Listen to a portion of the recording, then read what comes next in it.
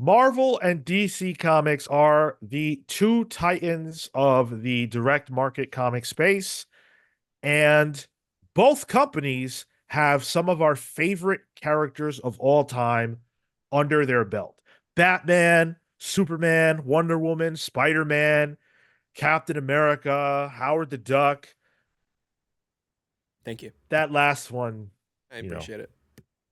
uh they've got the keys to the kingdom. They've got all these characters, and what do you want to see more than these characters smashing together, action figure toy like on the page? It's so much fun. Now, we have had DC and Marvel crossovers before. In fact, both companies recently teamed up to reproduce them and put them out once again, which has led me to ask, would it ever happen again? Could there be a Marvel and DC crossover again? And would it be impactful? Would anybody care? I have a twofold answer to this question. I think for comics, no, I don't think it would be that impactful. I think it really depends on creative team, but even then, we both know like nothing of substance can really happen in it. But if you say, "Oh, Marvel and DC's crossing over for a movie, for a video game," if it's non comics media, then I think that could be a pretty big deal. But I think in the comics, we've been there, done that, um, and it relegated itself to dollar bins at comic shops in single issues. Like it's great, we got it collected finally, but I don't think in long term it lights lights people's pants on fire outside of a couple popped sales numbers. It's interesting. I see it the other way around. I would actually think that doing it in the comics now would be more impactful because there's a generation of readers who have never seen that, who have gone through different iterations of the companies, of storytelling, of characters that over the past X many number of years have changed. And I think that would might be meaningful to people who are new readers, to people who are new to the comics themselves. We get a myriad of new readers who listen to the show, and they don't know about this character or this character, but some are even DC only, Marvel only, but that crossover might introduce them to something that they wouldn't otherwise think about. And I think having it be inconsequential would be a benefit to that. And to the movie part, I think if that happens at that level, we jump the shark and that's it. Decline. That's hold on a second. I thought Aquaman and Spider-Man were already in the same company. Crossover? Huh? This wasn't a. I didn't say it would be good for quality. I'll just say that. Yeah, this is the kind of thing that I don't like in comic books is when those properties that are of equal measure or roughly equal measure crossover. Um, Recently we had the Avengers and Ultraman crossover. Um, and luckily that was like okay. But this kind of thing is just not my jam. Because they tend to be gimmicky stories that have little to no stakes. And I think in the past, when this, when superheroes weren't pop culture, they could take more risks and things were maybe more believable.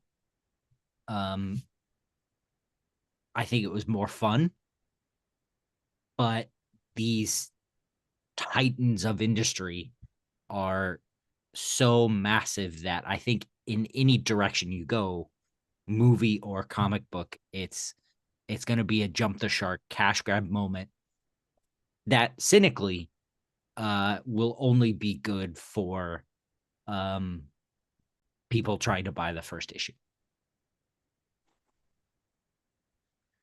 Man, I would love to see a DC and Marvel Comics crossover again. I think it's fun. And I think that for whatever reason, we're just like averse to fun sometimes. Um, I think about Avengers versus X-Men, one of my most reviled events.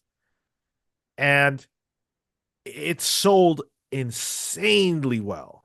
Insanely well, like gangbusters, crazy numbers, because it was novel, and it's not like we've never seen them battle before, but there was a generation of readers who probably hadn't seen that. I know that I hadn't seen it before. And it's not something that they break out terribly often, so it felt like a major deal. And I think that this would be a similar thing. Dan Didio talked about why they got rid of the crossovers.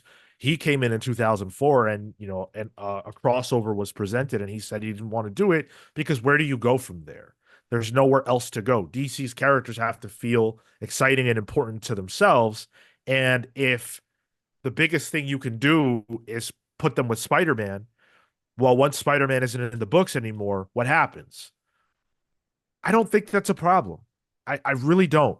I think that, we know the way the sausage is made enough to understand that that's going to be its own thing. It's a moment unto itself, and after that, you move forward.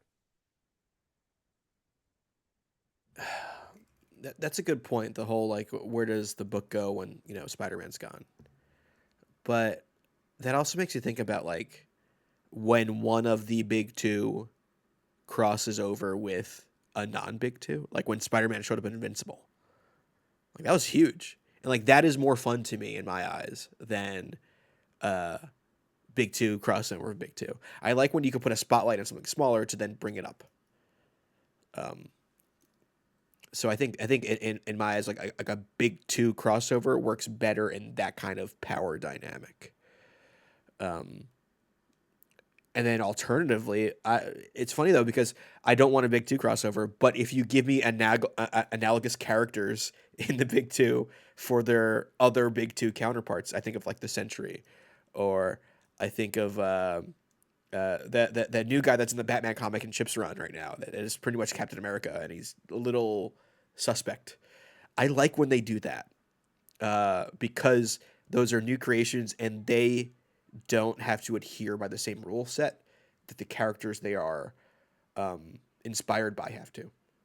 So there is risk and there is potential that you do not get in a big two crossover that I just lose interest in through the idea of DC versus Marvel.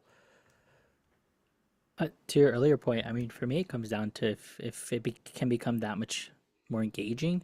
Like have been loving the Avengers versus Alien stuff, and again, it's smaller, right? So definitely not an equivalency. But then you have something like Teenage Mutant Ninja Turtles and Naruto coming out. That looks like dumb fun, and I think there's weight behind Naruto more so than I think maybe Teenage Mutant Ninja Turtles. But I think those are examples of powerhouses that are combining, and the comics. I think if you put a Spider-Man and a Superman together, um, having a moment where you can tell a fun story about togetherness and like hope, and Spider-Man has his own life, whatever. You put good creators behind that, I think you get a compelling narrative that exists in its own little space. You could, maybe it's you're on War World, or maybe it's the battle world and you're just sending your best fighters, whatever. There's a lot of, I think, potential for that, and I think that's the biggest excitement for me is the capacity for potential and good storytelling.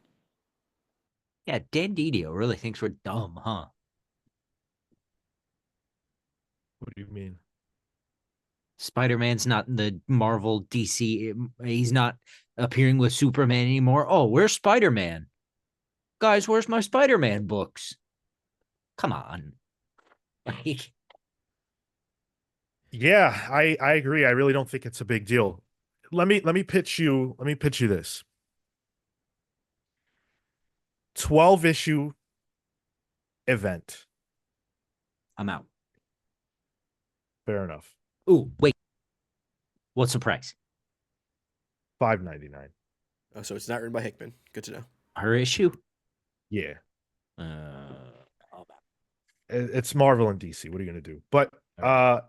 so 12 issues, 6 handled by one creative team, 6 handled by another. The twist is that you get one writer and one artist from the different companies. So on one hand, you have Jonathan Hickman and Dan Mora, and on the other hand, you have Mark Waid and Pepe Larraz. For $5.99. Yeah. That's fun. That's fun. I Like, don't even if- care about the story. That's fun.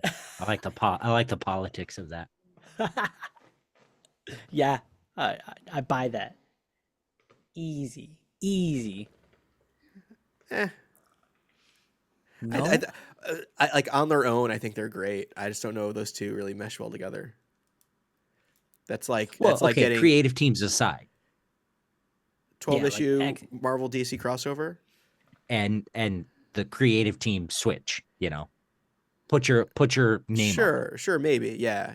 I mean, I think it depends on the creative team. Honestly, for me, will I read it either way? Hell yeah! If I can do a podcast about this shit, I don't have an option. But I need to drive YouTube clicks. But personally, like I don't know, those seem analogous, like just two opposites. Really, I like in my eyes, I'm much more of a fan of like the Amalgam stuff. Like that's more interesting to me than a crossover. Sure. It's Amalgam's always interested me.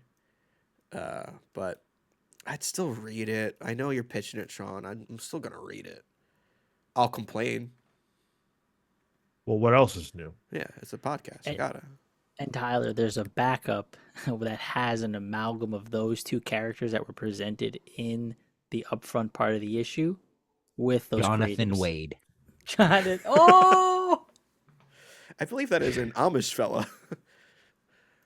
If you add a backup, they're adding a dollar, Marco. Now we're in $6.99 territory. dollar oversized. minimum. Forget it. I'm out.